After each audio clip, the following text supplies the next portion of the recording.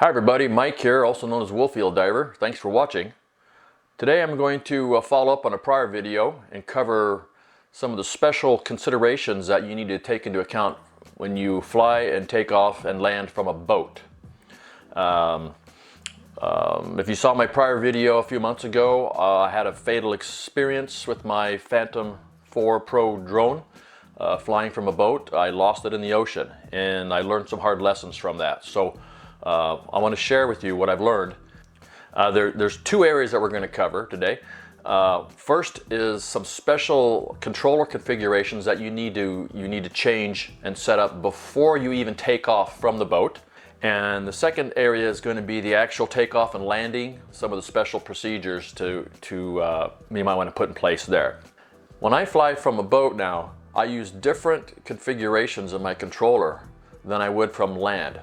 So the first thing we have to assume is that when you're flying from a boat is that the boat is a moving object. It's not a static home point. Where you take off is not the same place as where you're going to land, because the boat will move. Even if you're at anchor, your boat can swing on the anchor in the wind. The second assumption is you need to assume that you will lose signal to your drone during the flight. Now your third assumption is the big one. This is the one that I didn't think about during my fatal flight, is you need to assume that when you lose control of that aircraft, that you're not going to be able to regain manual control.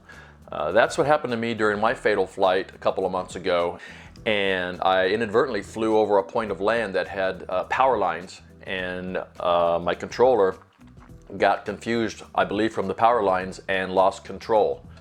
And I was unable to regain control, and so the aircraft returned to the home point and landed automatically on its own at the home point where my boat no longer was, so it went into the water. There are some settings for how the aircraft should behave when you at loss of signal.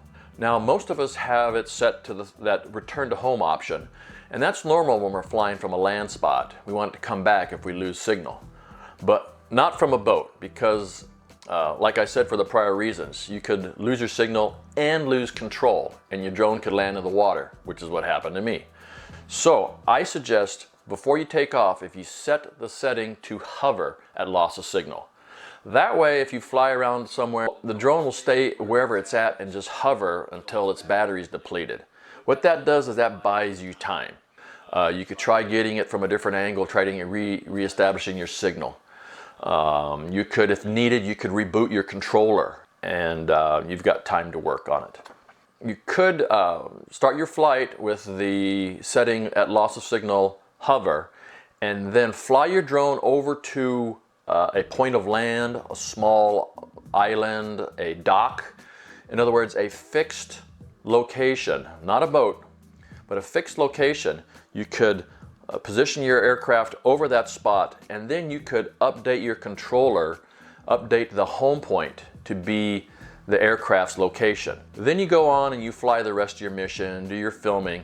But if you were to lose signal then your aircraft would automatically return to that location that you had saved earlier. And if it's over a dock, or it's over a beach, or it's over a little island, then it will land on its own, and then you could always make plans to recover it later. At least it won't land in the water. So now let's talk about the actual takeoff and landing from the boat.